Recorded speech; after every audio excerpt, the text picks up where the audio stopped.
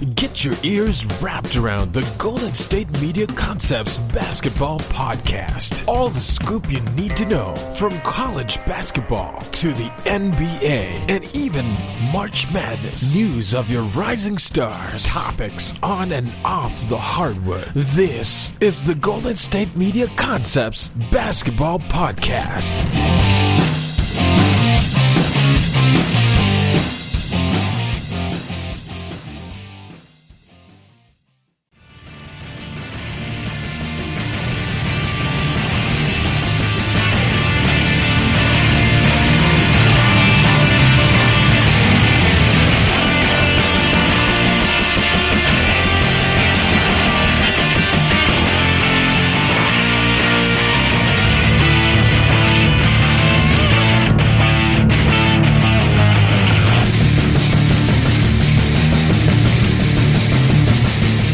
GSMC Basketball Podcast, brought to you by the GSMC Podcast Network.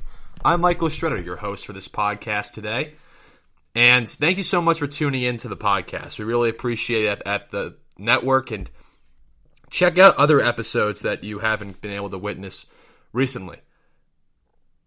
If you haven't checked out my latest show, I also had that come out. It's coming out on Monday.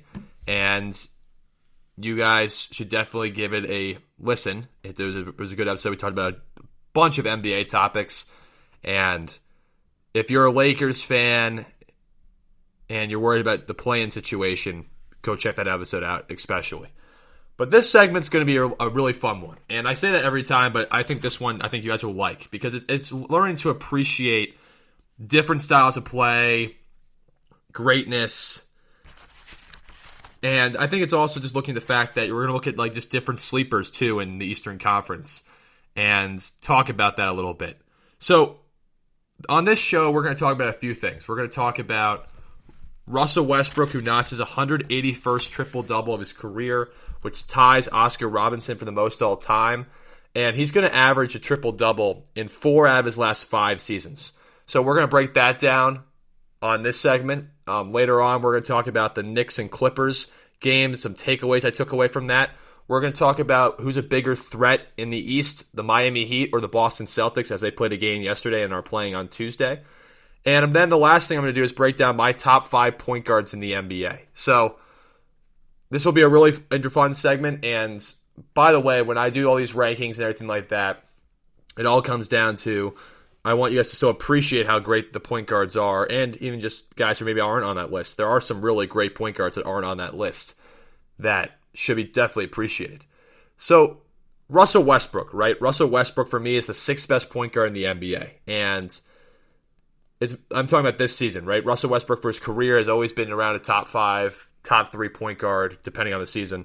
But the thing with Russell Westbrook this year is he's really turned it around the second half of the year, right? And he's played much better basketball. The team's played much better basketball. I mean, the Wizards have been one of the best teams in basketball recently in terms of how they've played. And it's not because they're playing exceptional defense, because that's one thing they're not doing. They are playing terrible defense. But their offense is really scary with him and Bradley Beal, because Bradley Beal averages 31.4 points a game. And then you got Russell Westbrook, who's averaging 22, 11.5 and 11.4 assists. And then you also got, Rui Hachimura. I mean, this team has been, buying in and really playing much better basketball. But in their recent win against Indiana, which was a 134-133 overtime win, Russell Westbrook tied Oscar Robertson for the most triple-doubles of all time at 181. And it's amazing, right? People sit there and here are the criticisms when it comes to Russell Westbrook, right? And there's been other people on the show who have talked about appreciating Russell Westbrook a little bit more, because you're not going to always have the opportunity to have him in the game and see a guy like this again. And the reason why I'm bringing up Russell Westbrook for you guys now is simply because what Russell Westbrook does, a lot of other people are never going to be able to do. People say, oh, it's stat padding. Oh, he only cares about his personal stats and not about team winning. Do you realize how hard it is to get a triple-double? Even if you tried your hardest, even if you did everything you can, as a point guard, getting a triple-double every night is unprecedented. Now, I heard some I heard some commentators on ESPN yesterday talking about how Russell Westbrook should be in the MVP talk. That's a little outlandish. I think he's obviously really good, but the thing is, Russell Westbrook is not going to be in the MVP conversation. And that's not necessarily because he's playing bad basketball, but it's just because his team's ninth in the Eastern Conference. If they had played like they are now the entire season, they could have been a top 6-5 team in the Eastern Conference. Maybe higher, honestly. And I think they're one of the more dangerous teams if they get in the play-in. Like, if they somehow get the 8th spot, they could totally beat Boston in the first round. And because look, their problem is they don't play any defense, right? But the reason why Russell Westbrook needs to be appreciated is because the Wizards have finally bought into what Russell Westbrook is, right? And Russell Westbrook, like I said before, has averaged a triple-double in 4 out of the last 5 seasons. Oscar Robertson did that once. And people can say, oh, it's stat padding, right? Like I said before. It's so hard to do that, especially as a point guard, because you have to be so relentless on the glass. You have to be so keen in getting your guys involved. And then Russell Westbrook also puts up a lot of points. So you have to, and again, he's not like on the most talented team of all time. Now, Bradley Beal is an unreal player and will be a second-team All-NBA type of guy, most likely. But the rest of that team is not really any stars. Rui Hachimura is a good player, and Robin Lopez is not a bad player, and Alex Len is not a bad player, but they're not all-star level talent guys. Rui Hachimura maybe later on in the career if he starts to get more consistent. But again, if you look at this team, right, they're not like exceptionally talented. It's not like the teams he had in OKC when he had him, Paul George, and Carmelo, or Kevin Durant, or even when he was in Houston, right? I mean, he didn't average a triple-double in Houston, but he was pretty close to it. So the thing is, what he's doing is unprecedented, right? And look, I've been a guy who says that Russell Westbrook is not necessarily a guy that you can win a championship around. I've said that. Because it's not because of what he doesn't bring from a leadership perspective, an intensity perspective, and trying to win every night. It's the fact that he's just very inefficient. That's his biggest issue. He's just a very inefficient scorer. With all that being said, it's important to recognize that Russell Westbrook does deserve our praise and our gratitude for what he's given to the game. He is by far the hardest playing guy in the NBA. By far the hardest guy playing in the NBA. I mean, do you see the intensity this guy plays with every night? I mean, it's not even close. The guy plays an intensity few guys play with in the league. I wouldn't say, like, there's really not many guys that do. In terms of every game, every minute, this guy's coming at you full force, right? You could say, oh, Jokic plays really hard. Yeah, but no one plays with the intensity and the relentless nature of Westbrook. Now, that also is why he shoots inefficiently a lot of the time. But, again, you have to appreciate Westbrook. Again, and there are people who've criticized him, right? Like, for example, Stephen A. Smith said, I love the way he plays, but he's got to win. Okay, that's fair, right? But Russell Westbrook has now started to win games, right? He's gotten the Wizards now in position where they're not very far behind the Charlotte Hornets right now to get that 8th spot. Looking at the standings right now, I think going into last night, they were a game and a half back. And right now, I believe they probably are they're only a game back of the Charlotte Hornets right now for the 8th spot.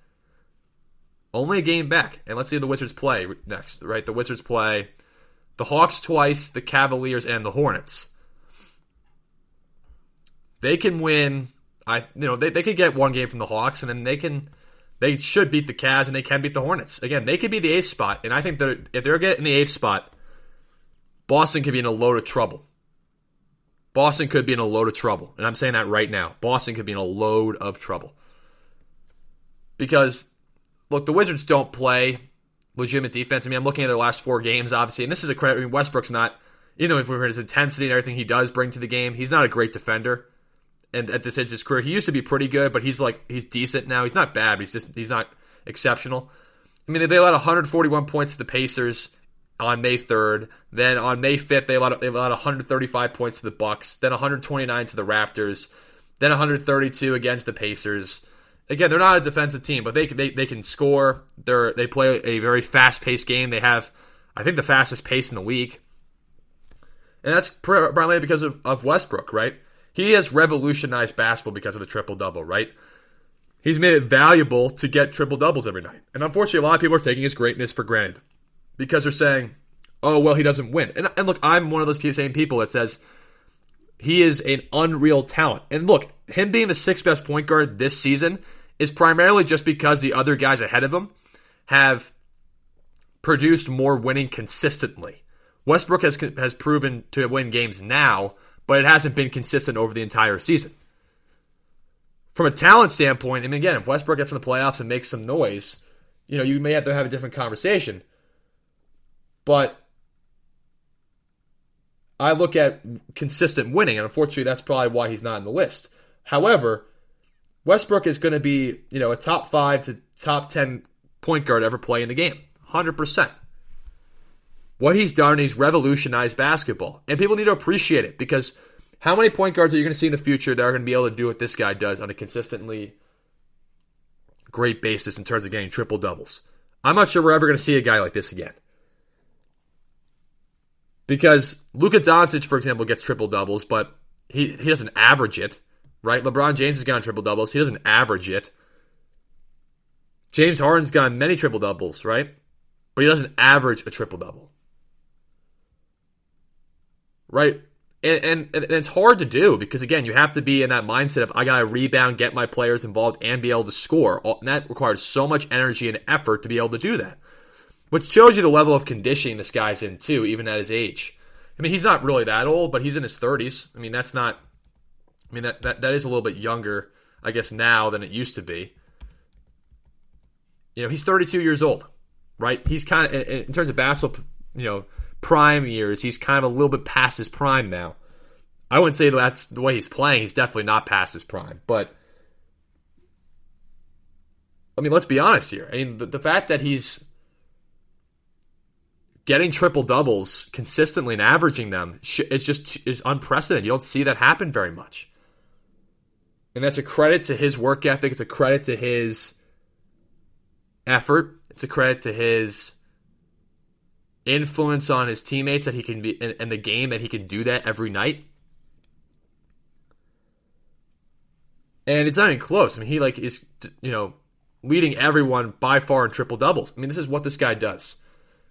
And it's an intensity. It's Kobe Bryant even said that Russell Westbrook had a similar kind of intensity to him. And you get a compliment from that from Kobe. Again, it pays a long way. I mean, Russell Westbrook is the most athletic point guard I've ever seen play. And he's a guy that, at least off the dribble going to the basket, was one of the more unstoppable guys.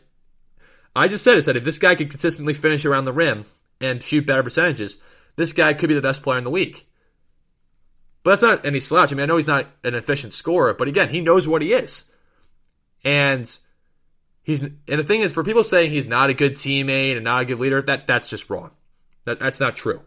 You ask any of his teammates, they all say the complete opposite. And you look at this Wizards team, they finally bought into him, and what's happened? The team's won. Think about the year he won MVP, right? Where he averaged 30 points, 11 rebounds, and 11 assists, right? That team wasn't that talented, but they got the 6th seed in the freaking Western Conference. Think about that. They got the 6th seed in the Western Conference. That's crazy. They got the 6th seed in the Western Conference. That's ridiculous. And the fact is that he needs respect, right? He's had big moments and he's responded to criticism, right? Stephen A. Smith criticized him. He went out and started winning games. People said, he couldn't, Washington's a laughingstock. Well, they're not anymore. They're not a laughingstock. They're not a above 500 team. But again, they're one game behind for the 8th spot in the Eastern Conference. And if you look at Charlotte, for example, right? Charlotte has to play the Nuggets, the Clippers, the Knicks, and the Wizards in the next 4 games. I'm saying the Wizards get the 8th spot, and they have to play the Celtics, and I think they will beat the Celtics. I really do think they're going to beat the Celtics. The way the Celtics have been playing recently, and I'm going to get this into the Celtics later, but the Wizards have been playing very good basketball by doing it their way, right? Little defense and a lot of high-octane offense.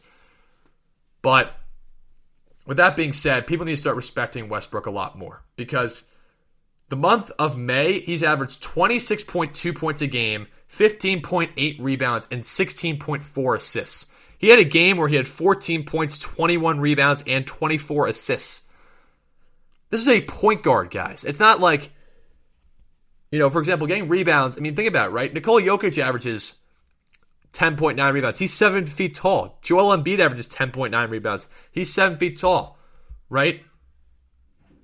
And what's crazy about all this stuff, and what's crazy to think about, is how basically a point guard is getting the job done every night in terms of rebounds and getting guys involved and everything like that. Russell Westbrook is 6th in the NBA in rebounds. He's a 6'3" point guard. No one else in the top 15 is below 6'9". Clint Capella, 7 feet tall. Rudy Gobert, 7 feet tall. Jonas Valanciunas, 7 feet tall. Sabonis, 6'10". Vucevic, 6'11". Westbrook, 6'3". It's unbelievable. And that's why you guys got to start to appreciate this guy. I mean, he's averaging 15.8 rebounds and 16.4 assists in a month. He's had a game where he had like 33 points in one of their more recent games. I mean, it's unbelievable what this guy's doing. And people sit there and say, he's not a winner. Well, I mean, look, he might not ever win an NBA championship. And I think that in the playoffs, a lot of times his inefficiency from shooting hurts him. But, 22 points a game on 44% shooting is not bad.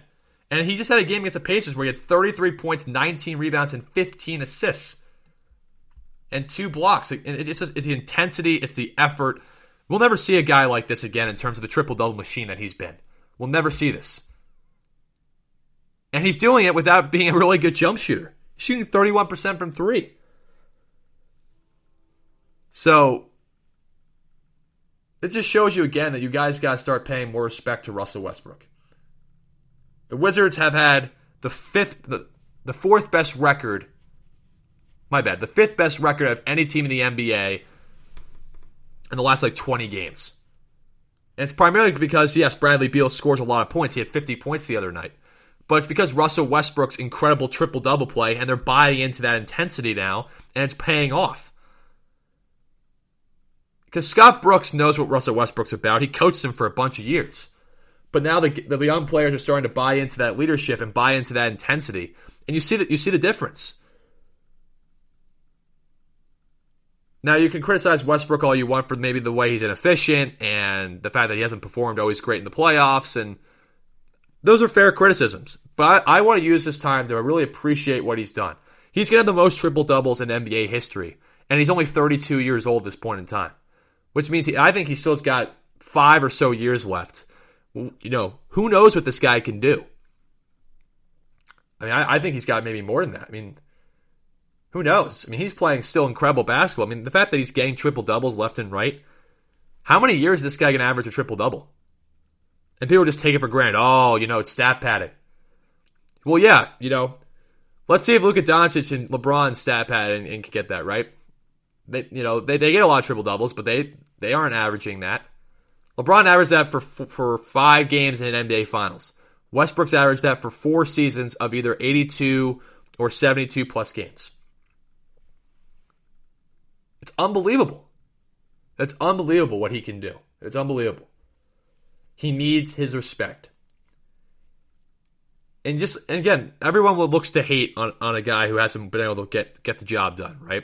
And look, you can criticize players like this, of course, but I'm saying that it's important to also appreciate them for what they've done, because we're going to look back when he's retired, 15 years after he's retired, and we're going to say, dang, this guy was an incredible player, and what he did for the game was revolutionary.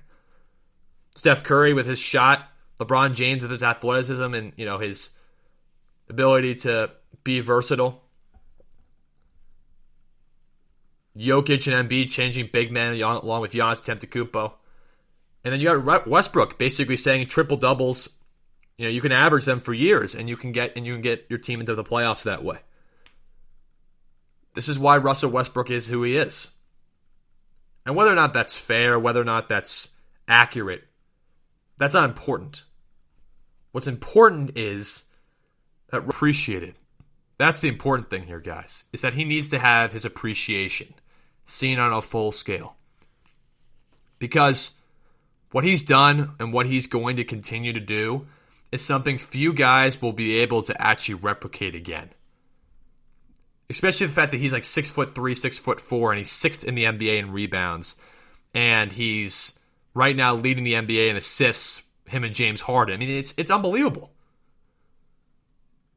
Again, I know he hasn't always come up big in the playoffs. I know his team's not always a contender with him leading the charge. I get that. But you have to appreciate a guy like this because they're not going to be around for long, and you're not going to see these type of guys again. I like to appreciate greatness when it's put in front of me. And Westbrook is one of the greatest point guards to ever play the game, even if he doesn't win a championship. And what he's doing in the second half of the season, what he's been doing for his last 4 out of 5 seasons is unbelievable. So it's crazy to think about how good this guy has been playing. Because what he's done and what he's going to continue to do is something that no one or few guys I think will ever be able to do again. And the reason why I bring that up, and I brought this up many times on this segment, is because Russell Westbrook has shown you guys that there is a value into the way he plays. It's so hard to get a triple-double because you have to be able to get your teammates involved, and he's not playing on the most talented team outside of Bradley Beal. Again, you can pass the ball to Bradley Beal all you want, but again, he's doing this to other guys. He's getting guys that are not big-time scorers, the ball in easy positions. This is what he does. This is who he is. This is why Russell Westbrook is one of the best point guards and one of the best players of this generation. He just is. He may not be a top 5 point guard at this moment in time. That's more just because of consistent winning.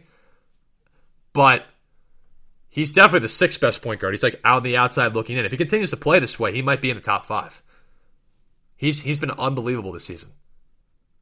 We're going to take a quick commercial break here. When I come back, we're going to break down the Knicks and Clippers game. See you guys soon. Are you looking for the very best NFL and college football podcast? Then check out the GSMC Football Podcast. Get the latest football news both on and off the field. From the NFL Draft to trades to the rumor mill to the NFL Combines. They got you covered. That's GSMCpodcast.com/football-podcast. Get updates on college rivalries, game day insights, and much, much more. It's football talk the way you want it. This show eats, sleeps, and breathes football. Don't forget to like them on Facebook and follow them on Twitter. Visit GSMCpodcast.com for more info.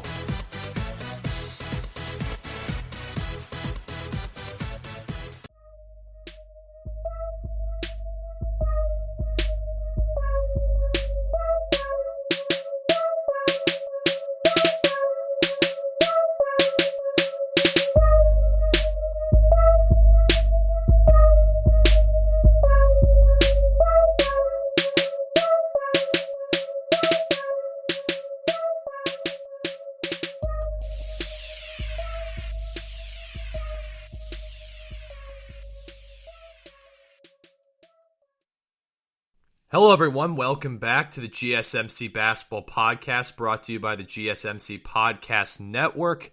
I am Michael Schroeder. Thank you so much again for tuning into this show today. This episode means a lot to me and definitely means a lot that you're supporting this program. Before we get started, obviously, if you missed my last segment where I talked about Jaylen Brown's wrist injury, where he had a torn ligament in his wrist that's going to make him miss the rest of the season, go check that out. And later on in this show, I'm going to talk about why Luka Doncic needs to control his emotions better in terms of technical fouls, and also my top 5 shooting guards in the entire NBA, which will be really interesting.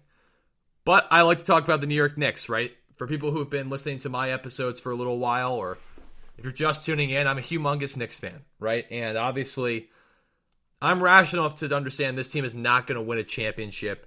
And they have like a 50-50 chance, depending on who they play, to get out of the first round. But I think last night, I think showed at least that the culture built with the New York Knicks is working. And I've talked about this for a while.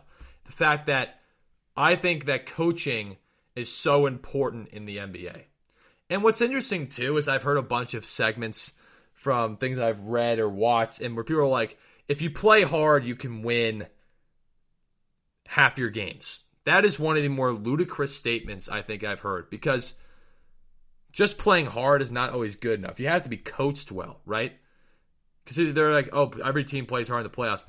That's not true. From a basketball standpoint, if you're, the Knicks played hard last year when they got Mike Miller as the head coach, not the NBA player Mike Miller, the former G League coach. And they were terrible, right? They were terrible. The Houston Rockets play hard every night, and they're the worst team in the NBA. You've got to have the right culture, the right system, the right pieces to make the team good. Right? Just playing hard is not good enough. Like, that was just that's the thing that I think people are really missing with this New York Knicks team, is the fact that, yes, they play hard, and yes, that looks like if you just play hard, you can win an NBA championship. But it doesn't boil down to that simple fact of just you play hard and you're going to win half your games in the NBA. That's not how everything works. That's not how things work. So the Knicks played, obviously I've talked about this in my last episode I did for this show, and that the fact the Knicks beat the Clippers, right, which was a humongous win, obviously, and they did it through defense and their toughness and their continuity and everything like that. And what's crazy about the Knicks is that actually they're not going to beat Milwaukee, Brooklyn, or Philly. They're not going to beat any of those top teams. But right now, they're the 6th spot right now with that loss to the Lakers yesterday, which I'm going to get into that game in a minute. But the thing is, what I want people to understand is that the Knicks are going to make things difficult, at least from a physicality standpoint, for Brooklyn or Milwaukee. Like, it's going to, whoever plays them in the first round won't be too happy about it. They're going to win those series because they're more talented and they have more explosive offensive scoring. But they're going to get physically beaten up. They're going to get in a tough physical scuffle, in a sense, just like on the basketball court. Not actual like scuffle in terms of fighting, but just in the sense that it's going to be a physical match every night. And the Knicks, at least from what I have talked about, is that the fact is Thibodeau, like I said before, if he's not coach of the year, there's something very wrong. Right? Monty Williams has had an incredible year, right? Obviously. Quinn Snyder's been great. But what the Knicks have done is they become the 1990s New York Knicks. And that's from beating you with toughness, defense, and a slower pace of play. The Knicks have the slowest pace of play in the NBA. So, put that in context, right? Every team they kind of plays at their style because the Knicks force you to do that. They walk the ball up. They beat you through defense. And the thing is that results in a lot of times in success. It's why they've had a 38-31 record this year. However, though, they did lose last night to they lost last night to the Los Angeles Lakers, 101-99 in overtime. And what's interesting about that is that, well, the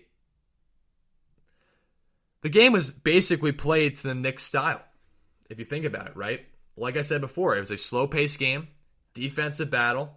Both teams shot in the low 40% wise. And really what it came down to was that if you look at the statistics and just a recap of how the game went, Talen Horton-Tucker hit the game-winning 3 in overtime. He had 8 of his 13 in overtime. Anthony Davis had a groin injury that had him hobbled at the end of the game, and he struggled shooting-wise, but that was primarily because of the great Knicks physicality defensive game plan. The fact that also Anthony Davis got triple-teamed a lot. He actually did a very good job, I thought, in the game. He was just getting doubled and triple-teamed all game. And I think he did what he was supposed to do in terms of just being able to handle that, right? Anthony Davis is not the most physical player. He's one of the more talented and skilled players in the NBA. But he's more of a finesse scorer and a finesse player, right? Doesn't mean he's not good. Doesn't mean he's not big when you need him. But it's just that's what puts it in context, right? The Knicks had a great defensive game plan on him. Andre Drummond had 16 points and 18 rebounds. Kyle Kuzma had 23. The rebounding battle was 53-41 in favor of the Lakers. Julius Randle had 31 points on 11 of 26 shooting. And Derrick Rose had another incredible performance with 27 on 10 of 22 shooting. So based on the fact I just gave you all those statistics, right?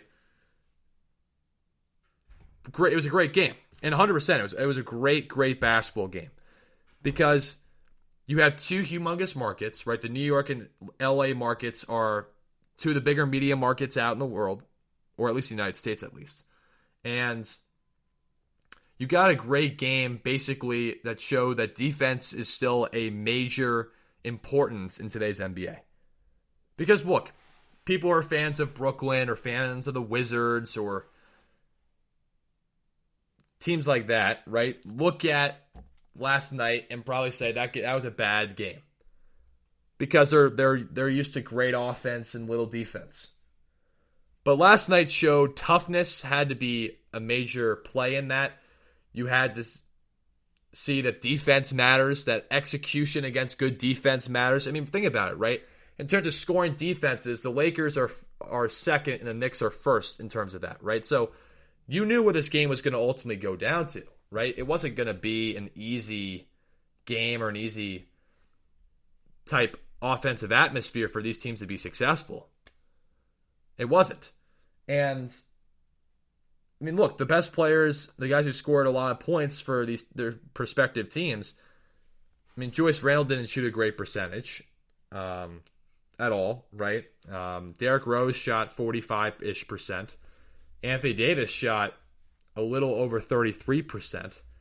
And it wasn't because, the guys didn't show up to play. They just struggled. They don't have it in them. No, that's not why.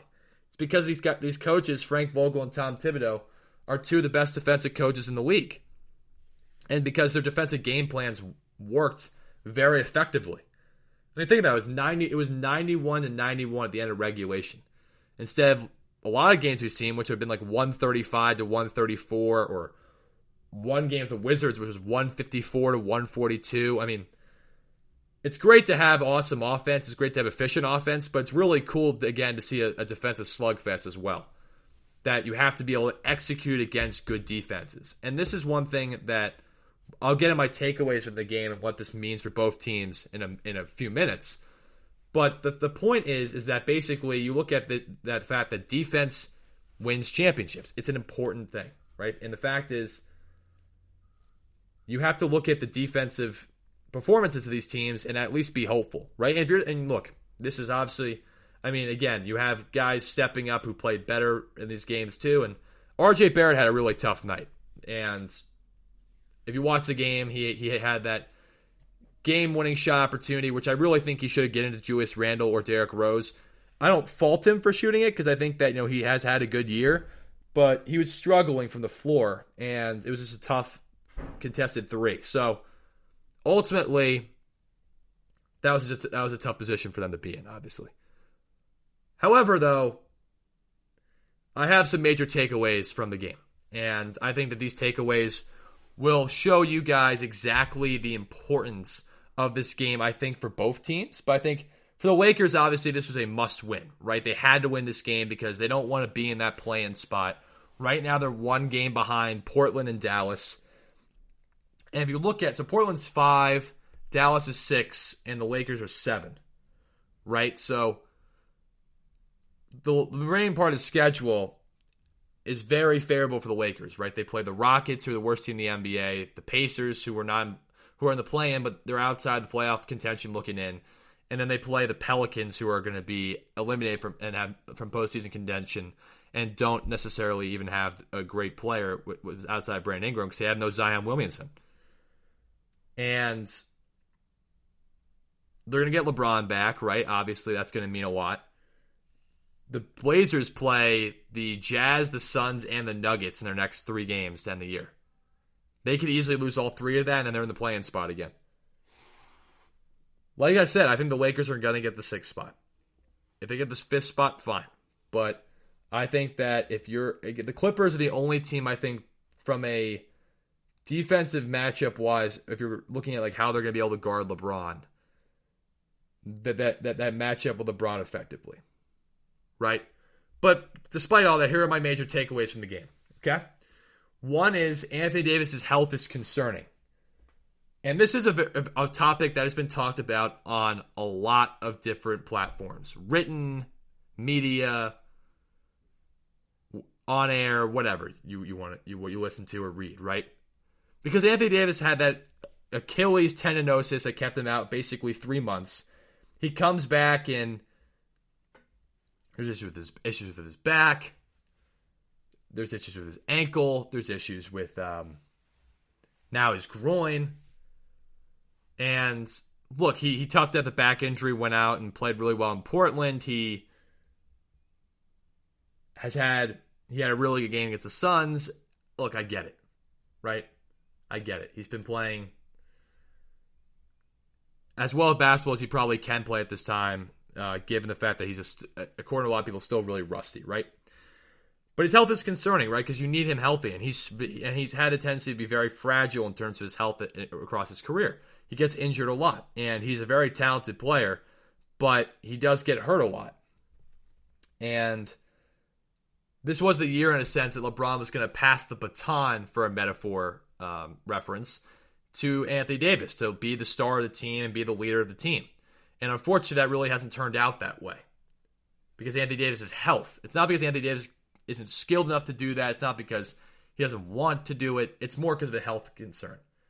And I look at that, and just for the future of the Lakers, their health concerns are a major problem. Now, Anthony Davis getting a groin injury now just doesn't fill me with confidence about his health long term in a 7-game series. Now, my second point is that this was a defensive slugfest. I mean, what else do you expect? When the New York Knicks play, they basically get teams to play in their style. Excuse me. Because they're a great defensive team that basically makes you play their way. And if you don't like it, too bad, right? And they're going to be physical with you. They're going to probably give you bumps and bruises based on the way they play. They're going to, force the refs to have to make the game a little bit more loose. Like, what I mean by that is they're not going to be calling as many quick fouls and everything like that. It's because the Knicks are very physical, right? And the Lakers, on the other hand, also are a great defensive team, right? The Lakers are number 1 in defensive efficiency. The Knicks are 4, right? And you're going to have a defensive slugfest when you have 2 not great offenses and 2 exceptional defenses. And, this is sometimes Miami's been playing better recently offensively. That was Miami's issue for a lot of the year, too. Their offense wasn't that great, but their defense was exceptional. And it was cool to see a defensive slugfest and cool to see basically an offense just try to execute against that, right? Because that's really difficult to do, obviously. And it's so interesting to see how the fact that when in an era basically of free-flowing, freedom of movement, offense, everything like that, where it's really easy and you can score in efficient ways offensively, it's great to see a defensive team and a defensive game be seen as one of the better games of the year by a lot of people around. And I think it was a really good game to watch because it showed that both teams are really competitive. Both teams can adjust their defenses accordingly to try and win. And that was really cool. And to be honest, like I said, defense wins championships, right? And the Lakers just got to continue to get that defense going in the right direction. If they want to win a championship, right? Because they're going to get LeBron back, and they have Anthony Davis, right? And they have guys stepping up more recently, and this is going to be important for them going forward.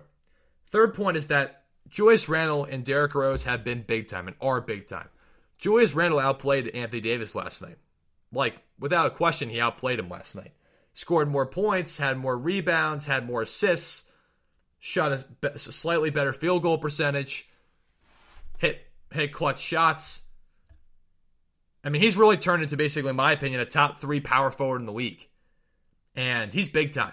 He's a leader. He's tough. He's driven. He wants to take the big shots and wants to be known as that type of player. And I talked about him in length a couple episodes ago, but the thing is just his resilience and his willingness to want to make the team better and make himself better has really created a huge spring in his development. And what's important about that for you guys to understand is that when he creates a huge spring in his development, What that basically means, guys, is that he's willing to do anything he can to help the team win. And that's important. But then also, you have to also take the fact that Derrick Rose has also been big time, right? Derrick Rose has really taken off in a positive way. And what I mean by that is that Derrick Rose just had his his season high in points this year against the Lakers.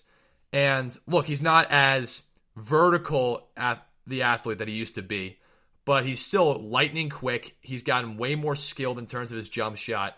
His mid-range floater and pull-up are nasty. And this guy is like a big keeper in terms of the future, in terms of what he brings off the bench. It's true. What he does is unbelievable. He's an unbelievable talent. And what he's done for the Knicks this year, what he's been able to bring in terms of value, he's a big-time performer. In big games, when they've needed him to play big, he really has performed at a high level. I mean, think about it. He gave them the lead, 91-89, and then the Lakers tied the game. But he has been a great pickup. He's been an unbelievable signing, and I think one of the better signings of the year, regardless of what team you're looking at. Because he's now a guy that if he was in the Knicks consistently, you might be even thinking about him as sixth man of the year because of the way he's been playing. And he's a guy that's comfortable with Thibodeau and everything like that. So that's important, right? Obviously very important. Next point is that Andre Drummond actually provided some value. He wasn't, in terms of how some people coined it, irrelevant, right? He had 16 points and 18 rebounds. He actually provided some offensive scoring, not just a rebounding presence. But he was active on the glass. He made his shots around the rim mostly, right? He was aggressive. He was relentless. And that's important. If he gives you like 10 to 16 points a night and 15 rebounds, the Lakers are in really good shape to contend for an NBA championship if LeBron at least is like 85% of what he is, right? But he's not consistently always like that, so it's good to see him step up. And in terms of other guys stepping up, I mean, Taylor Horton-Tucker has been pretty good off the bench. He had 13 points and he had big clutch shots down the stretch. But the crazier thing is I look at a guy like Kyle Kuzma. Kyle Kuzma has been so up and down since LeBron has come to the Lakers, so up and down. And he had 23 big points last night. I know 18 of them were the first half, but he needs to start playing consistent. And he showed that he has the talent to be at least make a presence on the court. And that's the point I'm going to make, is that the fact is, he needs to play more consistently, and he did last night. The next point is that the Lakers showed heart, right? That game was a physical battle, a tough physical battle. In order to win that game, you needed to have heart to do it. And the Lakers toughed it out, got a huge win, which shows that they have major heart and that they want to contend and be known as a top team, and that these guys are willing to do anything they can to try and get out of the play-in, right, and get big wins. So having heart, too, matters so much in sports because it shows that you have resilience. It shows that you have toughness. It shows that you're not going to take losing as the answer, right, or as a solution. And this is a game they could have packed it in. It was a physical game. None of the guys were shooting a very high percentage outside of maybe Kuzma. And the Lakers still gutted it out, right? That shows toughness. I mean, Wesley Matthews putback, heart, right? Toughness. And the last point is basically how I pointed earlier. The 5th through 7th seed in the West is not really clear, and neither is the 4th through the 6th, to be honest. And what that shows me is that these last 3 games for all these teams matter, and that's what's going to be super exciting. Like, even though I wasn't a big fan of the play-in when it started, it actually has made the last 3 games of the season like actually pretty exciting to know about, because you want to see who's in the play-in and who's not, and that's going to be important for these teams going forward and for fans to get going forward as well. We're going to take a quick commercial break here, but when I come back, we're going to talk about Luka Doncic and how he needs to control his emotions better. All that coming back up shortly. Tired of searching the vast jungle of podcasts? Now listen close and hear this out. There's a podcast network that covers just about everything that you've been searching. Hey! The Golden State Media Concepts Podcast Network is here. Nothing less than a podcast bliss with endless hours of podcast coverage. From news, sports, music, fashion, cooking, entertainment, fantasy, football, and so much more. So stop lurking around and go straight out to the Golden State Media Concepts Podcast Network. Guaranteed to fill that podcast itch. Whatever it may be. Visit us at www.gsmcpodcast.com. Follow us on Facebook and Twitter, and download us on iTunes, SoundCloud, and Google Play.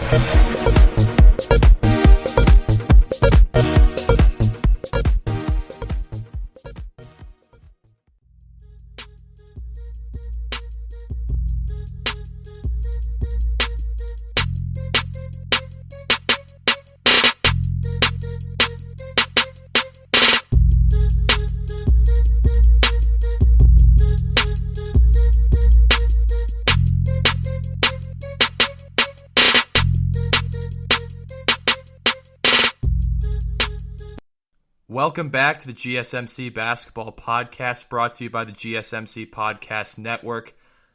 I'm Michael Schroeder, your host for this podcast, and thank you again for tuning in to this show today. Much appreciated. If you missed my previous two segments, I talked about Jaylen Brown's wrist injury, and I also talked about the Knicks-Lakers game. So, both really interesting NBA topics for you guys to definitely check out before you listen to this segment. Also, my last segment, which will be after this, is going to talk about the top 5 shooting guards in the NBA. But I want to talk about players who need to control their emotions better. So you think about it, right? Controlling your emotions in sports is a very important thing, right? Because you want to be calm under pressure. You want to be able to be a leader if you're a superstar, right? You think about a guy like Tom Brady, right? You think about Michael Jordan. You think about Jalen Brunson when he was at Villanova, right? You think about different guys like Kawhi Leonard, for example, right? Guy who's under pressure can at least keep his emotions. Not saying that he's always going to perform great in those moments, but at least that he can control those emotions in those big leverage times, right? But when the guys you didn't think about is when DeMarcus Cousins, unfortunately, was with the Sacramento Kings. People, unfortunately, thought about him as a very emotional player, right? And you think about even guys like LeBron James at times, his complaining to the refs, right? He's good in big moments, but he does complain, and some people don't like that very much, right? Or you look at even like a guy like Nikola Jokic, right? He's always complaining to the ref, and that's not always a good thing, right? It just depends on how you can channel your emotions when you need to do it in big moments. And unfortunately, Luka Doncic has fallen into this trap of being a guy who hasn't been able to control his emotions very well. Now, obviously, people know who Luka Doncic is if you follow basketball closely. If you don't, he's one of the best players in the league, and he's 22 years old. He's, I think, the best under 25 player in the NBA. I think you can argue he's a top 8 player, or at least top 10 player in the NBA right now. And he's a guy that has been having a terrific start to his career. He averaged 21 points a game as a rookie, then averaged about 28, 8 and 9 last year, and he's averaging about the same thing this year. And look, he's a phenomenal player, right? In PER, he's top 7 in the league. In scoring, he's top 10 in the league. And assists, he's also top 5 in the league. I mean, the guy's truly an incredible player. However, he really has struggled with controlling his emotions and letting the refs get to him. And this has become a major issue. And the reason why it's become a major issue is because he's too good to be allowing this to control the game, right? And the problem is he right now is one technical away from being suspended for a game. And yeah, that's a big deal because here's the thing with Dallas, right? Dallas right now is a game up on the Lakers for the 6th spot in the Western Conference, right? Because Portland beat the Jazz, and you look at the fact that the Lakers just beat the Knicks and the Rockets. So the point is that basically you look at the Mavericks. You know, the Mavericks obviously don't have a very difficult schedule left. They play the Pelicans, the Hornets, and one other team I'm forgetting off the top of my head. But the point is that these games matter because Dallas does not want to be in the play-in. Portland doesn't want to be in the play-in, and neither does the Lakers, right? So that battle for the 5th through the 7th spot is really tight in the Western Conference, and that leads ultimately to a lot of pressure around the big games. And having 15 technicals, which actually right now is second in the league, it's just not good from your superstar, a guy who's supposed to be leading your franchise. It just isn't good. And, recently he got tossed for a flagrant foul against the Cleveland Cavaliers where he hit a groin shot to Colin Sexton. And you can whether or not say that was intentional or not, but it's just, again, it's just, him controlling his emotions, man. He's been, really bad about that. And it's like every call the guy's complaining, not getting back on defense. And look, Luka's a great player, right? I love watching him play. I love what he contributes to his team. But if you're not going to have him on the floor and he can't control his emotions, that's going to be a big problem come playoff time when the number one, the moments are higher pressure. The refs are not going to make as many calls because the game's a little bit different in terms of how they call things, right? They sometimes allow teams to play and sometimes they don't, right? You don't always get a predictable ref call. And again, you can't blame the game on the refs. You just can't do it, right? Refs are going to make bad calls, right? The refs can be terrible, but there are reasons also you lose games. And it's like every play Luka complains.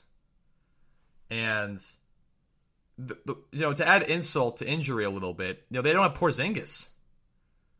And he's been out for a while because of the ankle injury he's had. But again, Kristaps Porzingis is the most unhealthy superstar, or not superstar, at least star in the NBA at the moment.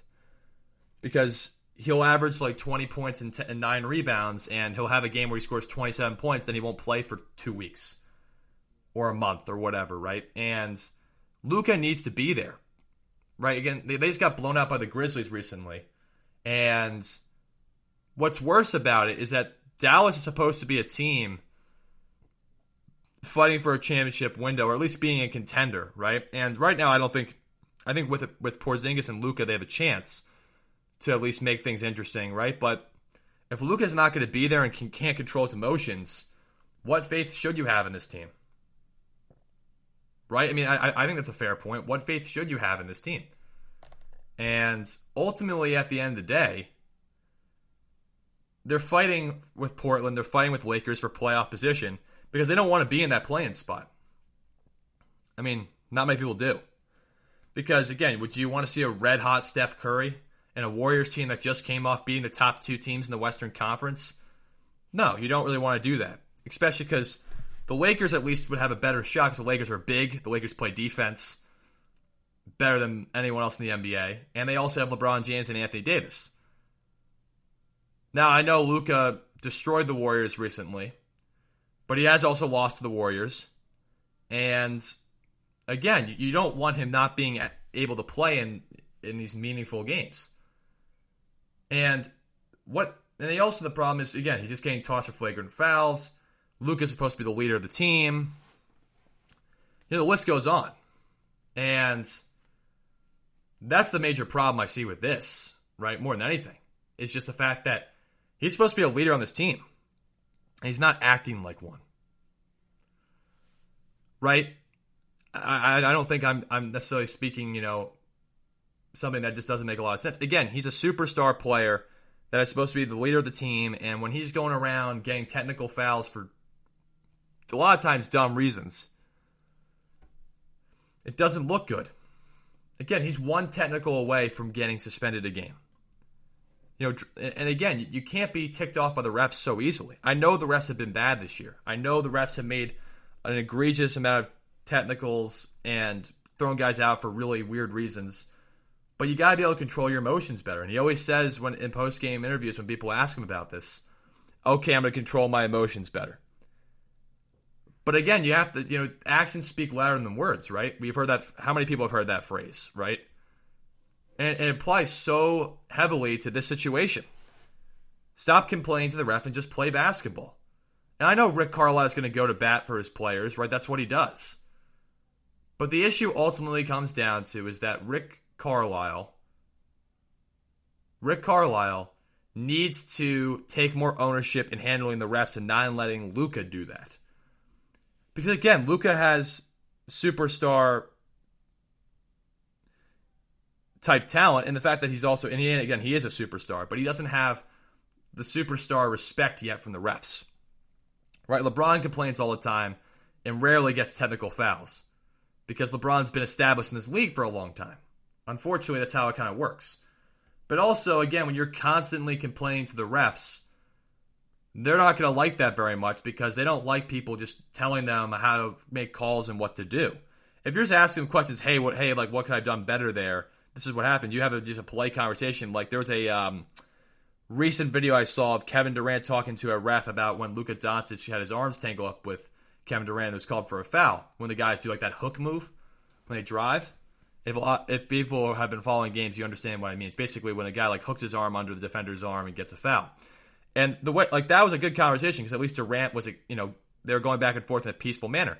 Luka's just got to stay away from the refs because he's too important to Dallas at this moment in time. He's way too important. And if he continues to bicker at the refs, it's just not going to look good for this team going forward.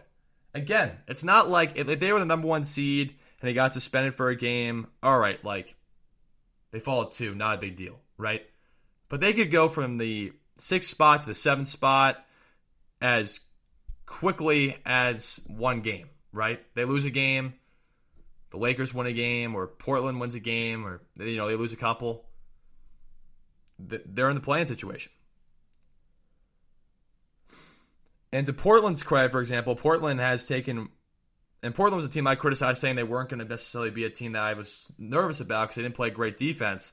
And they still really aren't playing great defense. But the thing is, what they're doing now is they're playing much more together basketball. And they're playing a lot more together. And also the fact that Damian Lillard and CJ McCollum and Carmelo Anthony are playing incredible basketball of late has been helping them. But they're not, complaining and making excuses for their bad play and their injuries. They're getting it done, right? And Dallas is also a team, again, right? As you guys have probably heard, I was not a big fan of the play-in as a start. And I understand the players' concerns and what they're angry about and everything like that, right? They have legitimate concerns. I get it. But the thing is, constantly complaining about that, and then you go constantly complain to the refs and say you're going to be able to control your emotions better and everything like that, and you don't do that. Again, actions speak louder than words. Actions speak louder than words. And, this may be unfair because people are like, well, what do you know? I mean, I play basketball. I play basketball, and a lot of times, you go to the basket and you want a call to give you a foul. You're not always going to get those calls, right? It's the name of the game, right? Refs are human beings. They're going to make mistakes. They're also just not going to call calls because sometimes the game's going to be letting the guys play in a sense, or it's going to be a very tightly called game. You just got to be prepared for either situation. But Luka's too good to let this stuff get to him. He's too good. Right? I know he's young. I know he's still maturing, but he has a matured game. That's the point too, is that he's got to be better with the situation. He's been playing professional basketball since he's 16 years old. Why is he complaining so much? Right? The NBA game is not nearly as physical as it once was. I get that people are looking for fouls every time, but this notion that you can't handle the refs is ridiculous, right? He is the best player on this team. Without question. Right? He's the best player on this team, and it's not even close. He's the best player on the entire Dallas Mavericks team. Best player. And if he's not there, what are they going to do? Right? Dallas is a top 10 offensive team right now in the NBA. And that's because of what Luka does. Luka averages 28, 8, and 9. And he's a top 10, I would even argue, top 8 player in the game. And they don't have Kristaps Porzingis. And their second best option right now is Tim Hardaway Jr., who's had his moments, but he's a very inconsistent scorer. He'll have 42 one night, then 10 the next. And you can't just rely on that. In fact, again, you just got lost to Memphis.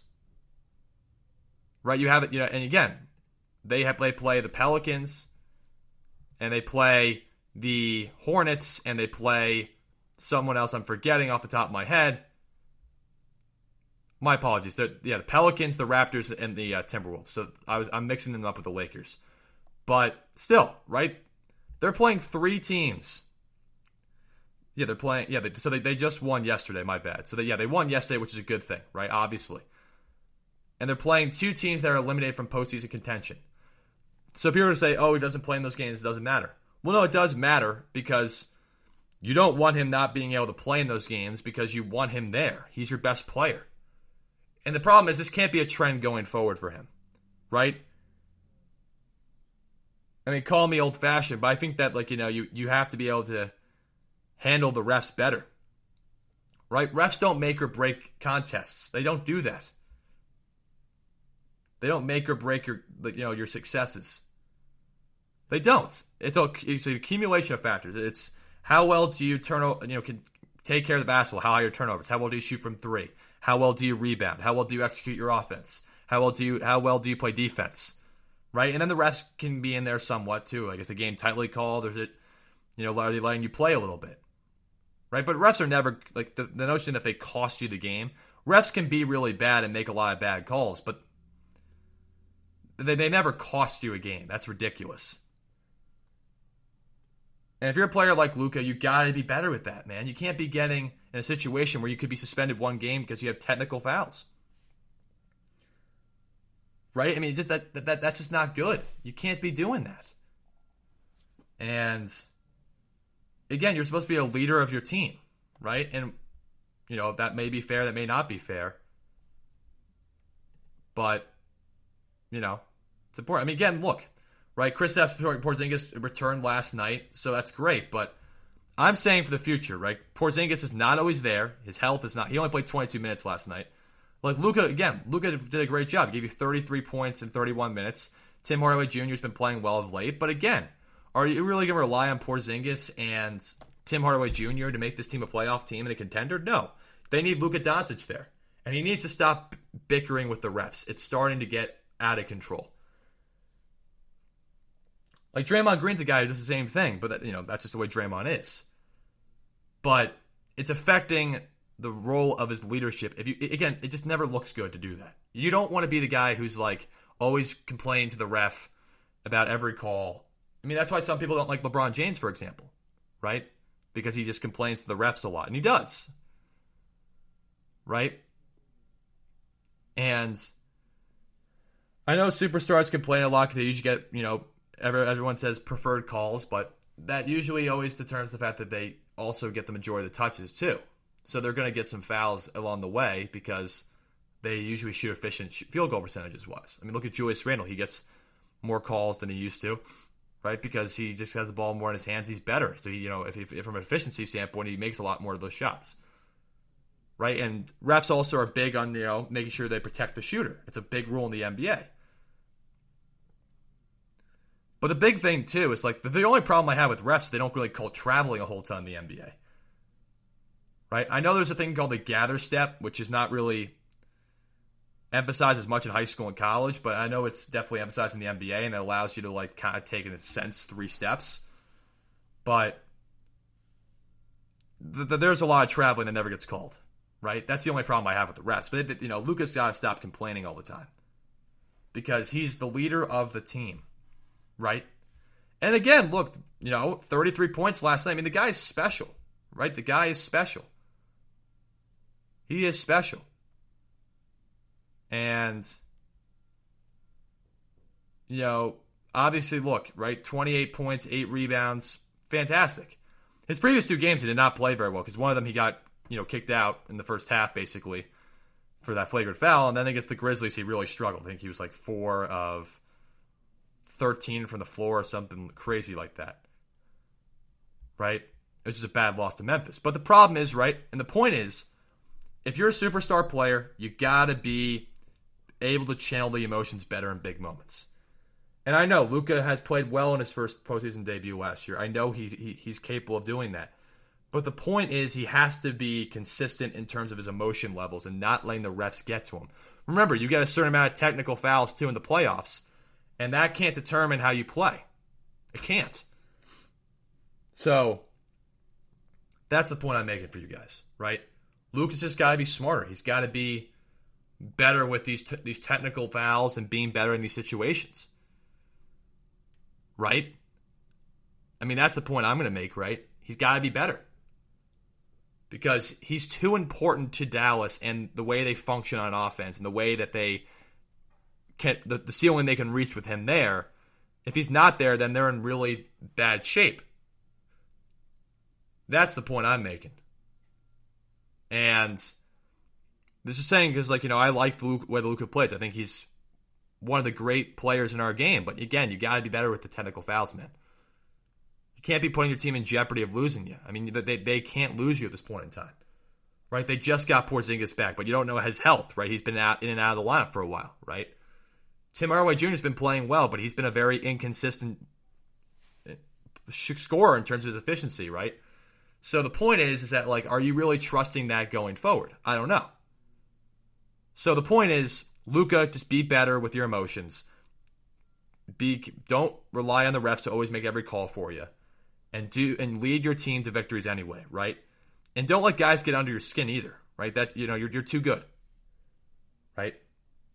He's too good. He's way too good to let this stuff bother him. I know he's 22 years old, and that's why I'm also giving a break, because when you're 22, I'm 21, so I know things bother us a little bit more because we're still maturing as people, right? But he's just too good and too important to his team, so he's not going to get as much leverage for being 22 as maybe a Zion Williamson will, because Zion Williamson's not on a contending team at the moment,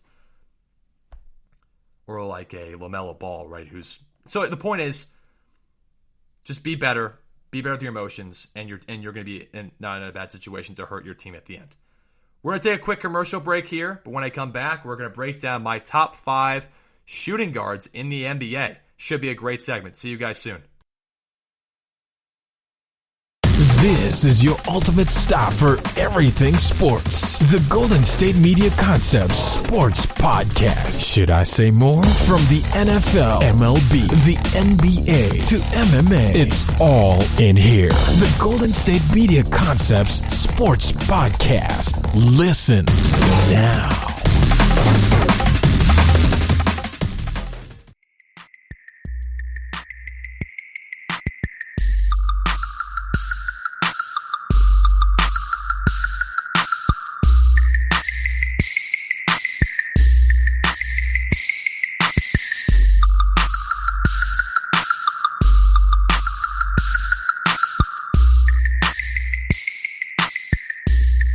Welcome back to the GSMC Basketball Podcast, brought to you by the GSMC Podcast Network.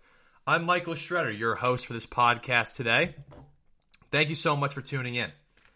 If you missed my previous segment, I talked about Luka Doncic and why he needs to control his emotions better. As people who have been following the NBA might be aware of, he is second in the NBA right now in technical fouls.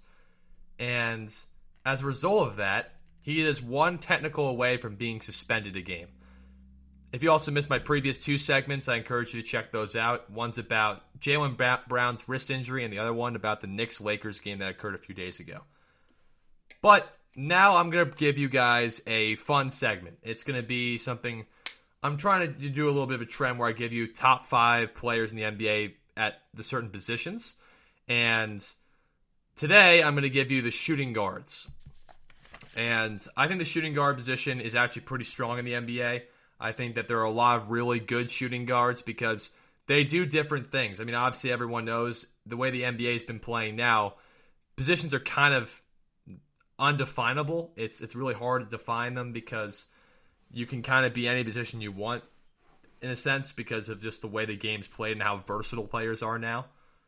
But that being said, though, it's more the fact that I like breaking this stuff down for people because it's important to understand, when you look at this kind of stuff, that a lot of these guys are really good. And even though there might be some guys who aren't in this list, but they're still really good players nonetheless. Because I think the guards in the NBA, it's some of the hardest positions to define, in my opinion. So that's the way I go with that. So before I get started with my top 5 list, I'm going to give you some honorable mention guys who I don't have on the list.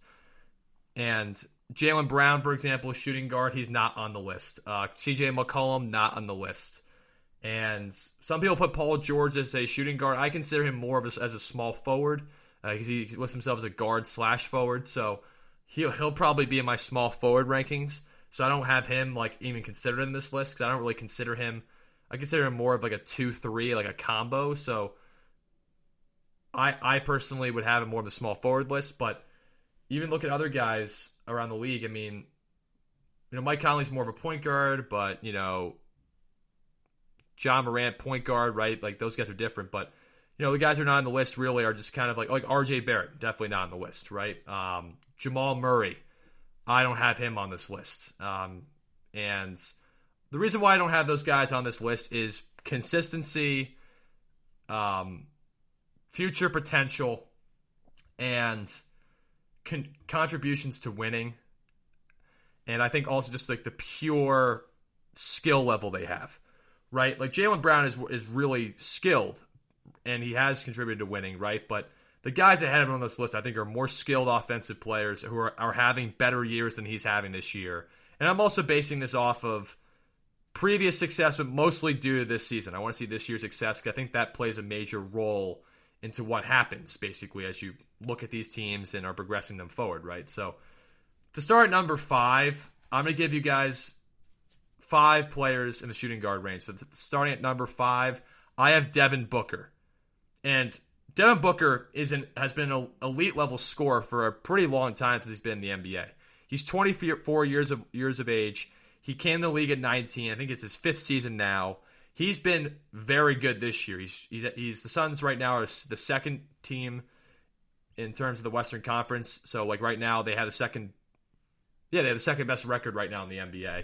And he's averaging 25.5 points on 48% shooting and 35% from 3. Again, he's a good shooter. He takes a lot of contested shots. He's very good in the mid range. A lot of his game actually is pretty similar to. And I talked about this before. He's not, I think, ever going to be probably as good as Kobe. He could be, honestly, but I don't. He's too young and it's too hard to tell that because he hasn't had any postseason experience yet. Until now, he'll have it this year. But his game is very similar, right? In the sense that a lot of mid-range scoring, a lot of fadeaways, posting up in the mid-range. You see that Kobe definitely had an influence in this guy's game because his game is very similar to that, right? He's really good in the mid-range. And just getting to pull-ups going right, pull-ups going left, step backs, fadeaways, hitting threes off ball screens, hitting threes off the catch. I mean, look, he's not, compared to maybe other guys that are below him or above him on this list, he's not as efficient as a three-point shooter as some of those guys on the list, but he's above 80% from the free throw line. He is a good shooter, right? The thing is he shoots a lot of contested threes, and a lot of his points also come from mid-range buckets as well, right? He can come off screens to get a bucket. He has an incredible ability to break down big guys and get to the rim, and he's just an elite-level player. The first thing first, he's an elite-level player. He's really good. And I think the fact that his contributions are now contributed to winning, now he has a leader in Chris Paul that has now demanded the most out of his game, and that has really turned him around. I mean, he's shooting a very efficient percentage. 48% is very efficient. Right? I mean, if you're shooting about 47% or higher, I would say you're an efficient scorer because it's hard to score in the NBA, number one, but it's also when you're the opposing team's number one target to stop on the defensive end, which he is. Right, Chris Paul might be the playmaker and the leader and maybe the most valuable player. Devin Booker is the best player on the team. He's a guy that can score at any time. He's clutch. He's a guy that has performed big in big games. I mean, you look at just the games he's had this year where he had 32 against the Knicks, where he had 34 against the Jazz, where he had 21 against the Clippers, and you go down the line, right? And those are wins too, right?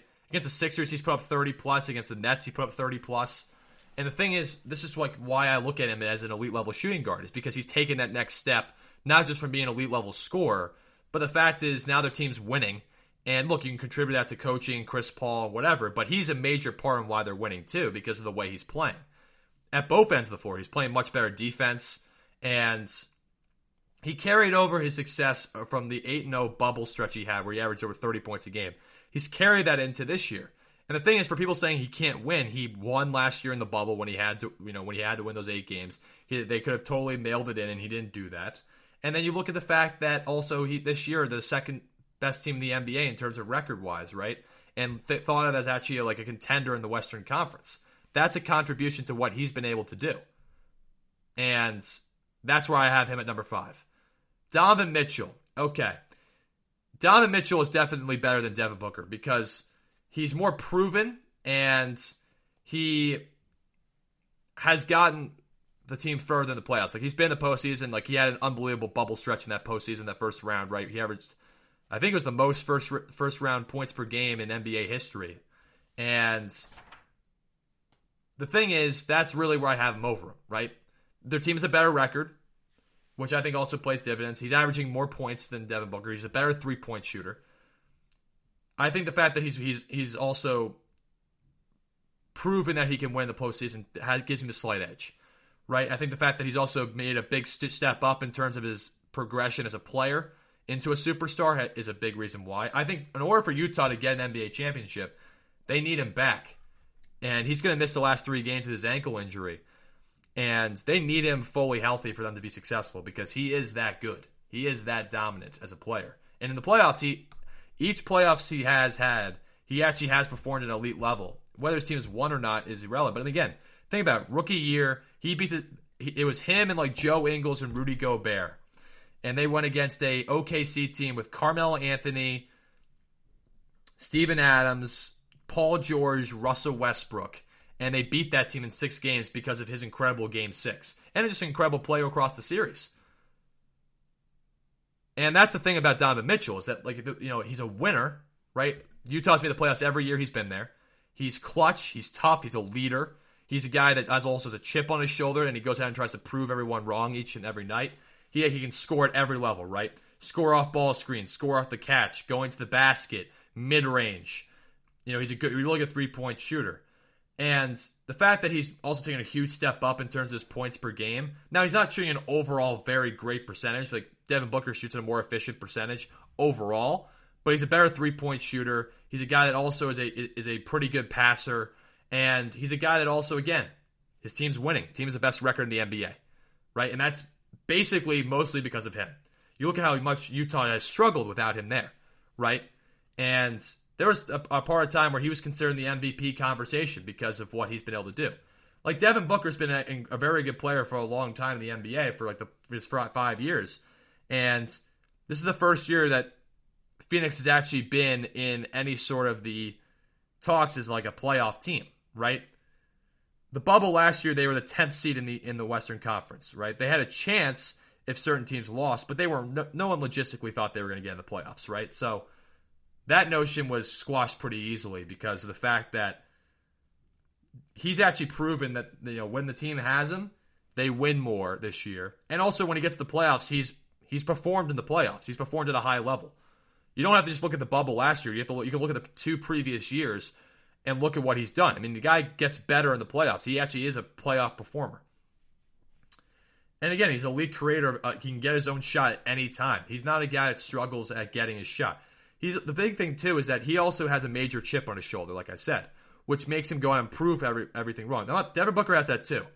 But I think that's one reason why he's performed so well in the postseason is because people have always doubted Utah, saying they're not good enough. And then he goes out and performs at a high level.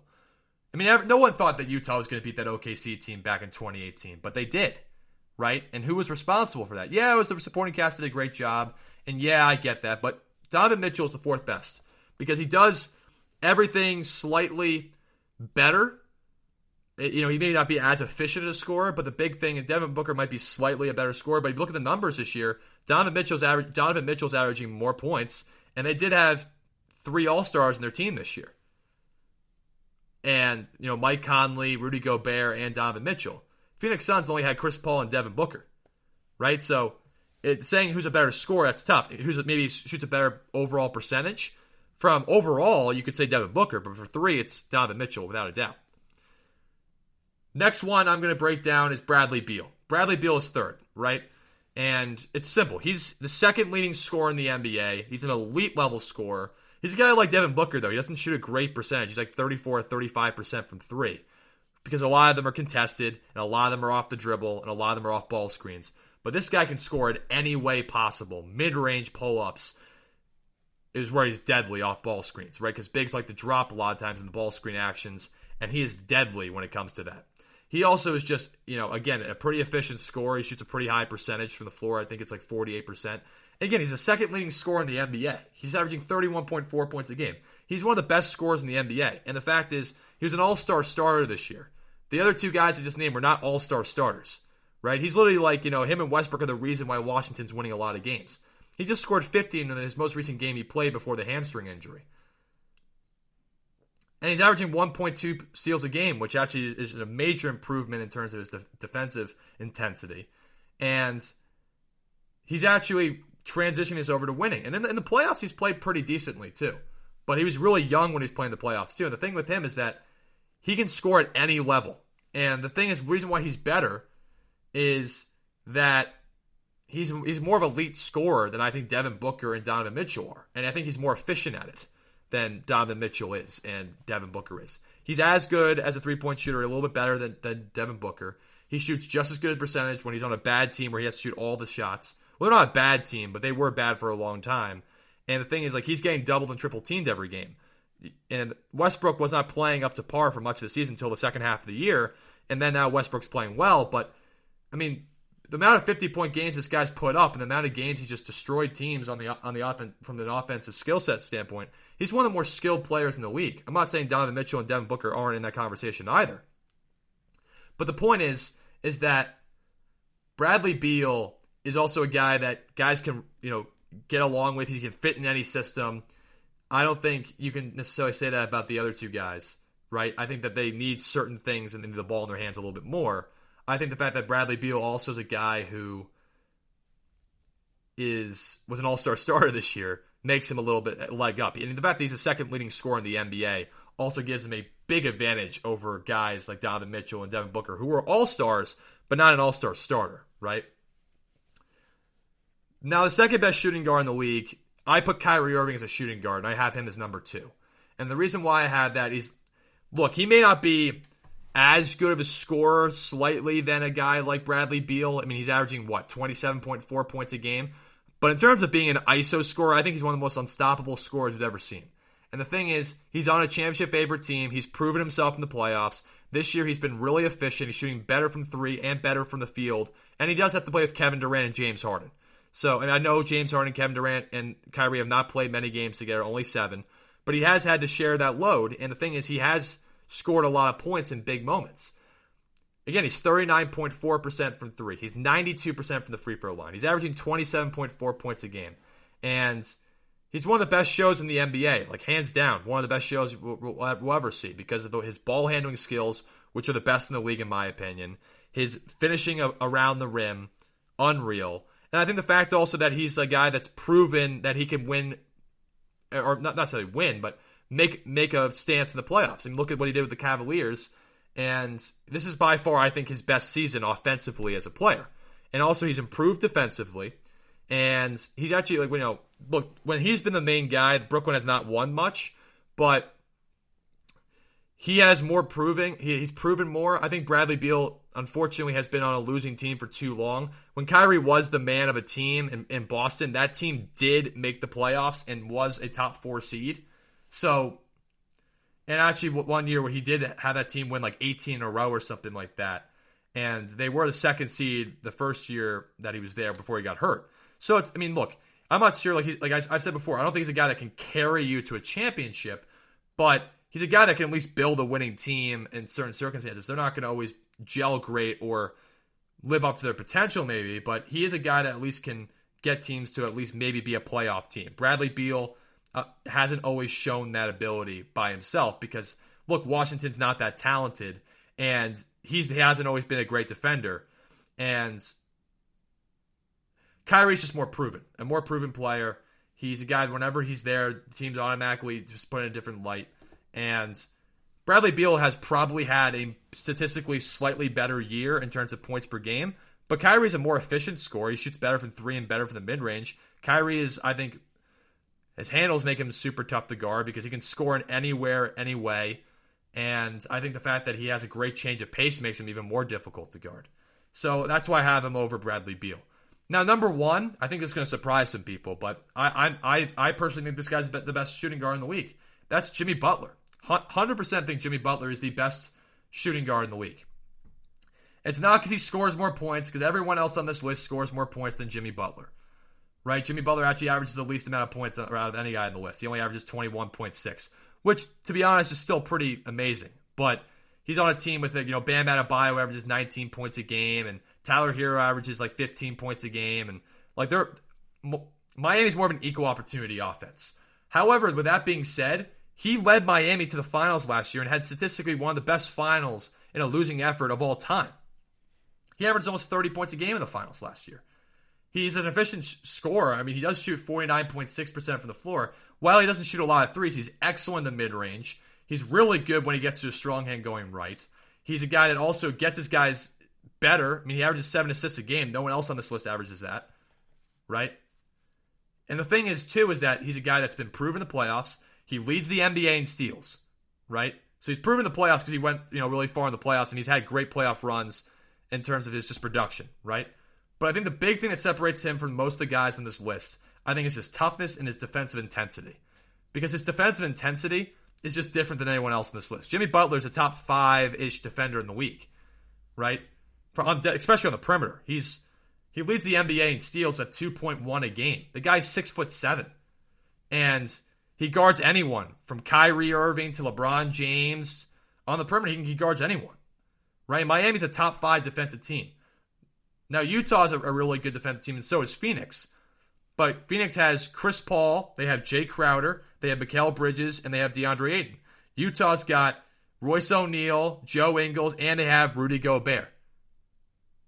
Right? Donovan Mitchell's a pretty good defender, but no one on this list is compared to Jimmy Butler. And I think Jimmy Butler's also the guy that is the best leader out of anyone on this list, in my opinion. He's a guy I think that has gotten farther than anyone else by himself, basically. Leading a team to a finals, he's gotten farther than anyone else. Right? Kyrie Irving has won an NBA championship, but he didn't really lead that team there. That was LeBron's team, and Kyrie contributed with clutch shots of his own. Right? And the thing is, too, is Kyrie doesn't play great defense. Jimmy Butler does.